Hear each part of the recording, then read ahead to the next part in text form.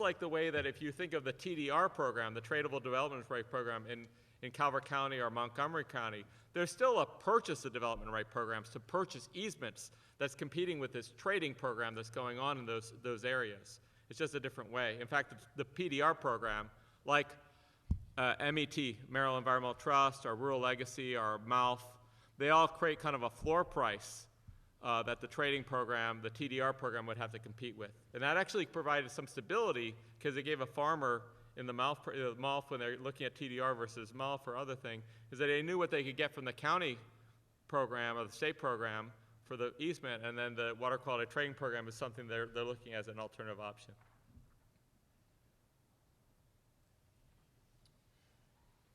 The next question is, last year at the Phosphorus Symposium, we learned actual nitrogen reductions for a BMP are highly site-specific.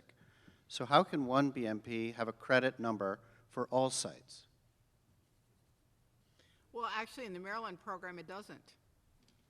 Because it's a site-specific tool, so it will take into account, you know, your soil, your slope, all of the, you know, the water going through the soil, all that sort of thing will be taken into account. In Virginia, for example, the Virginia program was mentioned earlier today, because you use a menu of practices and you install those practices, and two farms side by side in the same watershed will generate the same number of credits. In Maryland, that's not the case, because obviously you have the difference in location, you have, you know, the soil factors and the slope and the weather and all that sort of thing that's taken into account, so that the two farms will not generate the same number of credits. If we had had an extra hour with Bill Nye, the science guy, we would have taken you through riparian forest buffers. It's not, you know, that's not created the same. The science indicates now, depending on where you're located, you can get different credits. So if the science is there to indicate for the same practice up in the Piedmont versus in the coastal plain, et cetera, that information we're going to bring into the partnership and then credit people for that. So certainly, if the science is available there, and how it should be applied in there beyond what Susan mentioned in terms of the farm specific, we're going to draw that science in there and give people the credit for what they're looking for. You looked at cover crops. We actually, again, from our scientists out there, it's not a single number. It depends on the seed and the timing and whether you're fertilizing and the mechanism for how you deliver it out there. So as the science evolves on all of our sets of practices and the location makes a difference or the timing of et cetera, where that information is available, we'll make that available out there, and we need to build it into our market-based approaches.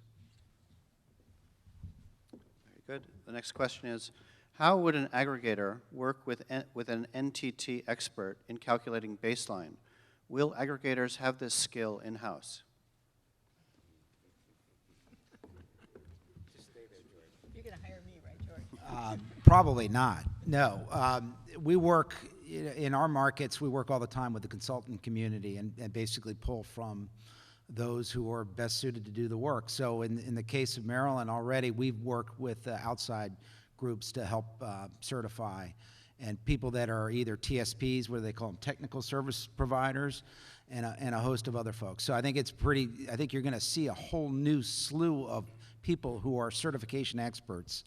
And I think, to your point, I don't think that's necessarily the role that every aggregator is going to play, and I don't think they're necessarily going to bring that in-house.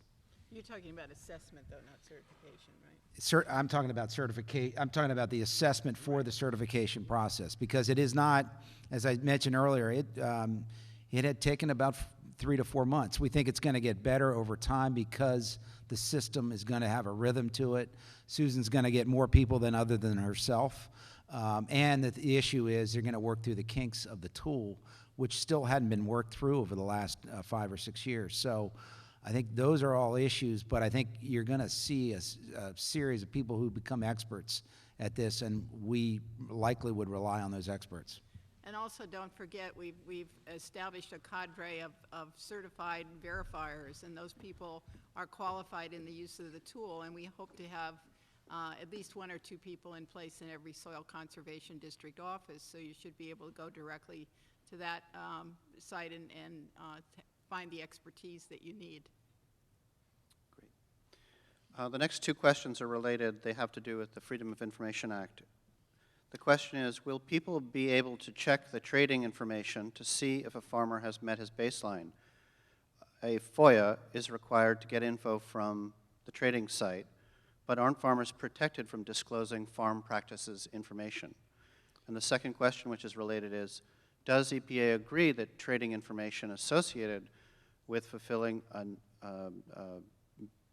MS4 permit, a NIPDES permit, that it should be allowed to be FOIA'd and there would be a right to know to access that information? Well, as far as the the farm side is concerned, in order to even participate in the trading program, you have to have met baseline, so that's a given. So if someone is participating in trading, they are at or below their baseline. So there's no concern about that. In terms of the rest of the documentation, as I indicated in my presentation, that will be available for public scrutiny. Yeah, there was a, just repeat quickly the last part. Yeah. It was asking if I agree with some statement. It's directly a question, does EPA agree with that trading information Yeah. associated with fulfilling a NIPDES permit must be FOIA'd or right to know used to access information? Yeah, I don't know about the must be FOIA'd. I mean, Can, perhaps. You know, and I can FOIA anyone, and so can you. But yes, we've stated in our communications to the states that, and we list out 10 or so pieces of information that have to be publicly available. And again, I mentioned that in my talk. The permit is public document by definition. The permit is. And even for EPA to be able to know if it's being complied with, we need the information. And so we're essentially asking yes to that question, or saying yes. I don't want to talk about FOIA, but yeah, it has to be public. The information would be available? Yeah. Good. All right, two questions that are related to manure. The first is related to manure transport. Would totally removing the nutrients from the Chesapeake Bay watershed be eligible to trade? That is, remove manure from Chesapeake Bay watershed and place it elsewhere? Well, actually, manure transport is not an eligible practice in the Maryland Nutrient Trading Program. It was an eligible practice in Pennsylvania, and that they based much of their program on manure transport, and as far as I can tell, it's one of the reasons why their program has had some serious problems, because it's hard to track the manure as it moves around the state, or whether it's actually in or out, or whether it's just been moved, you know, across the watershed line and it's been dumped into another watershed. The second question is, Just address that oh, one. sorry, go ahead, That please. practice is one that the partnership does recognize, but as Susan mentioned, as the partnership gets more into verification, okay guys, you're going to move it from here to here. We don't, sorry Ben, but Gulf of Mexico, deal with you guys. You know, moving it out of the watershed certainly helps us, but we're going to need better information about not only where it's applied, if it's moved within the watershed itself, and ensure that it's going on places where they're going to use it in a nutrient management perspective. So regardless of whether it fits into a certain state's market-based approaches, it is certainly a practice the partnership agrees to, and it's going to need a good set of verification, and that's the expectation EPA has of the 6 states to get that in place. The second question related to manure is, there are a number of technologies available that can be used to remove nitrogen and phosphorus from manure. Can use of those technologies be eligible for credits? Well, those technologies are under review right now, and there is a peer review committee that's looking into those, and obviously all of the trading programs, no matter what state you're in, look to the Chesapeake Bay model and the modelers for, you know, guidance on what to do. And we have had a number of presentations from different companies about different technologies, and we have told each one of them that once we see what the results are from this peer review that's under process, that we will reevaluate how we treat these programs, because right now we have no place for them in the program because there are no established efficiencies in the Bay model. What Susan is referring to is through Virginia Tech, a cooperative agreement that the partnership has with the 6 land-grant universities. They're running one of our expert panels. This one is looking at alternative uses of manure. There's certainly a lot of business confidential, proprietary processes involved in here. So what the panel is looking at is groups of practices and, or technologies and how they can provide the state and the rest of the partnership with verifiable what's coming in on this side, what's coming out, and what are the ins and outputs on that, so that there's a clear understanding of determining what the credits are. That panel is slated to be reporting out to the partnership a little bit later this winter, and we'll go through a review process that'll include, the partnership can take a look at, the scientific experts, and eventually the partnership's water quality goal implementation team.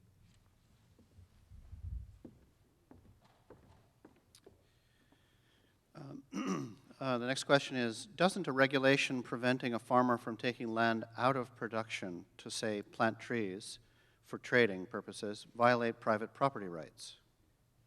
Well, the trading program is a voluntary program, so if you do want to plant your whole farm in trees, you can do that. You just can't participate in the trading program.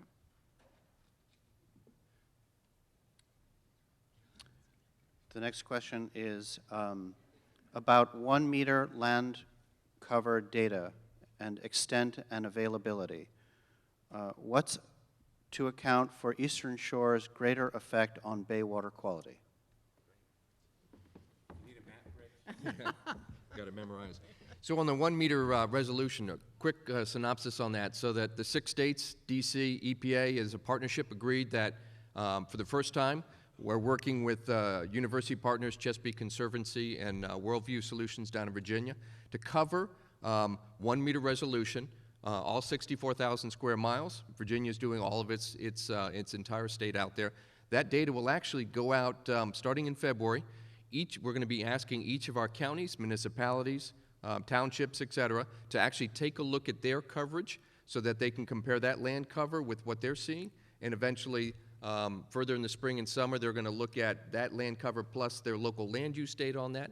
So yes, we're going to go through a review process in the next year, and then once those coverages have been quality assured by all of our interested local governments, that information will be available publicly out there. It's not quite Google Earth. You're not going to see license plates, et cetera, out there. But as you showed up in there, it is a huge, from a science and from a planning perspective, set of data. The partnership has also been talking about repeating that through the partnership, working not only amongst the states but with other local partners every 3 to 4 years.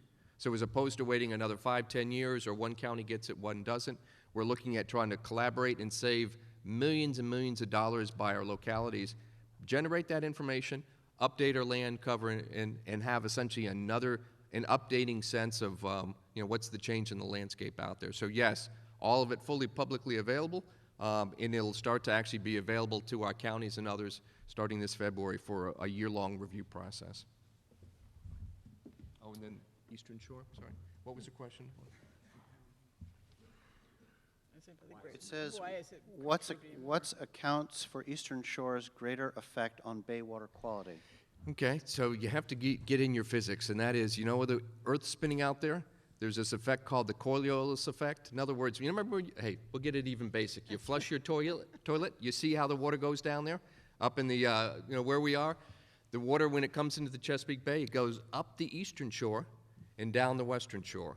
So what happens is, as it comes in there, that wonderful Atlantic Ocean, the reason why the eastern shore looks so red on there is that the fact that the water is going up there, it's grabbing those nutrients that are coming out of the chop tank and the Nanocoke and the Pocomoke, bringing them up the Chesapeake Bay, depositing it in that deep trench, then using it, then as the water goes down the western shore, it's actually heading out of the Chesapeake itself. So if it was reversed, if we talk with Australian accents, the western shore would actually have more of the impact. So part of it is currents, and then part of it is the fact that the eastern shore, us lucky folks that have it here in the watershed, you do not have much of attenuation since you're so close to the tidal waters themselves. Compared to New York and Binghamton, or my colleagues out in West Virginia, where it goes through streams and rivers in the Potomac, your loads go right into that. So it's a combination location with that current coming up there and the fact that we've got these lowlands, which are beautiful. I'm a kayaker. I love the sections over here. But those loads go very quickly into tidal marshes and tidal creeks and right into the system. Those two in combination make you very effective at influencing your neighbors. But also, as we get it, we're going to see more and more of response. So the response time, as we get ahead of our phosphorus-saturated soils, will be faster than other parts of the watershed. This is a general question. Are there any jurisdictions in the Chesapeake watershed that have trading as a sizable portion of their WIP? What are the known results to date, and what are these jurisdictions? Sure. Yeah, so we've pretty much heard today already. Virginia and Pennsylvania have the two most active programs. Virginia had these two major components, a point-to-point trading, very active amongst the POTWs within river basins, James River, Patuxent River, York River, et cetera. And they also had this growth offset that George or someone talked about, which is as you develop land. That one's generated, I think, $10 million of credits. The growth offset, I don't know the dollar value on the point-to-point. Pennsylvania set forth to really try to get point to non-point trades going. They ran into a bit of an issue with us, as I mentioned, on the baseline issues. But they had a number of trades really from point to point. It proved to be that those were more accessible. But they did have a number of non-point trades. And the other states, other than Maryland, have sort of nascent programs. And the results are, so far, with the exception of Pennsylvania's baseline, the Virginia program's been quite fine, thank you, and the point-to-point in Pennsylvania was not problematic either. So. Very good, thank you. Yeah, so it can be done. Okay. There are some questions here that appear to be quite specific and more to do with what the future policy details will be. So I'm not quite sure whether I should read those at this point, because some of the details have yet to be settled, of course. But there is a question, just to give an example, how are impervious restoration acre requirements translated to nutrient credit purchases? This is an example, I think, that is beyond the scope, but if you'd like to try an answer, please do. Really quickly, I know Shannon mentioned this earlier, that there does need to be the connection between the impervious surface requirement in the permit and load reduction in pounds of nitrogen, phosphorus, and sediment. MDE did put out a guidance document that allows for crosswalking of those two concepts. So there are, for each BP, there's the acres treated or there's a volume treated, which gives you the pathway to connect between the impervious surface treated, not necessarily removed, but treated, and the load reductions through the various BMPs. So there's currently a way to calculate that out, and it'll certainly be necessary to make that conversion from impervious surface treated to pounds reduced for the purpose of trading. And I believe that was referred to in the presentation as the currency which is required, basically. Two questions that are informational, really. Where will dates, time, and location of Nutrient Trading Advisory Committee be posted? And can we get one website where all trades, public and private, can be seen? Well, the website that exists at the present time will have a registry that will have all of the trading activity, and the idea is that it would be, as I said, a one-stop shop, and that you would have the ability to post trading activity from wastewater and stormwater as well as from agriculture. And what was the other part? Excuse me. Oh, can we get a website where all of the trades will be? Right, well, it would be posted at the website that I had listed up there, which is mdnutrienttrading.com. The registry will be public, and in terms of the advisory committee meetings, there will be a press release that will be put out indicating the times of the meetings, and we will also have the information posted on the website, as well as I'm sure that MDE will have it on their website as well. Very good. And that covers one other question, which was basically, is there a mechanism set up to record the implementer's credit, for instance, with MS4 purchasers, and make sure that the other jurisdiction permittee doesn't claim it? So that would be, again, a tracking mechanism. Well, you can go ahead, but it's also part of the registration of the credits and the registration numbers that are assigned to them. Right, from the perspective of trading, it's obviously going to be a discrete element and that's something that we have been dealing with internal to MS4 permittees for a long time anyway, because many of us share boundaries. And so the other half of that answer, I think, is that the jurisdictions are forging agreements with each other where that is the case, to make sure that they understand who gets credit for what project, and a lot of times it comes down to who pays for it. That seems as if we've come almost to the end of the questions in terms of what coverage subjects we've covered, but there is one, I think this is also slightly beyond the scope. The question is, how do CSO, SSO, and consent orders factor into the idea of using wastewater treatment plant credit for credit generation?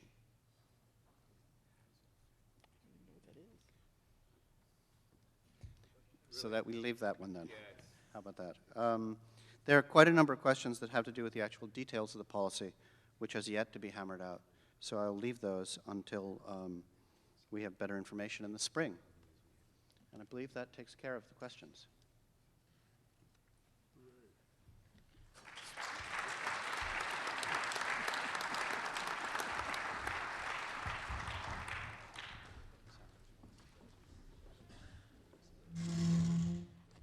The time has